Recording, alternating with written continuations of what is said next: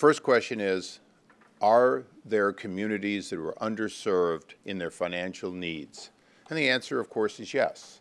That's an inevitable yes. Do they correspond with the post office locations? The answer is sometimes, sort of. Because when you look at the pure physical building, in many, many, many cases, the exact neighborhoods we're talking about do not have the postal facilities that would match the actual needs. A place that dispenses money and has sit-down locations for the discussions of either a payday loan equivalent or a longer-term need, or for that matter, just general banking needs, very clearly is not necessarily what the storefront of a post office looks like. But that, of course, is simply an investment issue, so we'll set that aside. Do the postal employees have the skills to be involved in the financial activities beyond the exchange of dollars for money order, or perhaps in the reciprocal money for cash for money orders? The answer, of course, is no. Is that in the history of the U.S. banking, or the U.S. Postal, is banking a major part of their history at any point beyond, if you will, the money order portion that was slow, laborious, but did occur? And the answer, of course, is no.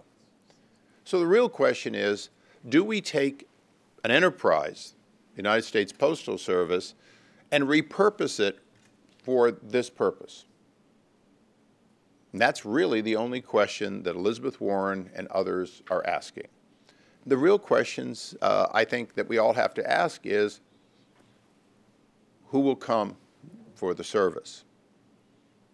And what is the purpose? And I think that that's where Elizabeth Warren, if you will, the bookend to Darrell Issa in many ways, in her politics, she really does understand what she wants.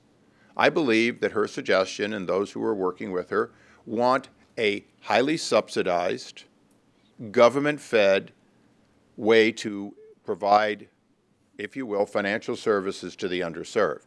And if that's the purpose, then I hope Elizabeth Warren will be forthcoming.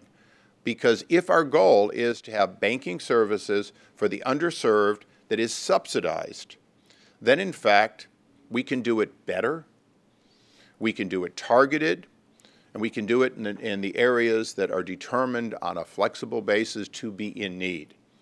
And I think that's the biggest pushback that I have here today. I know the Postal Service that I've overseen for a decade. I know their strengths, which is they are honest people who, for the most part, deliver your mail. It isn't open, it isn't read, your checks don't disappear.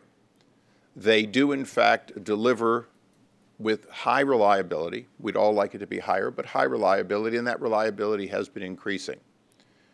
But they lack all the other skills and assets in order to do what they're being asked to do. So you might note that I'm less than favorable on the proposal, but that I do believe that this kind of a conference to look both at, is the post office viable for this, but also, is there a need? Is it being answered, and could it be answered better through either public or private intervention? I think that's fair to do, and I thank you all for doing it. Thank you.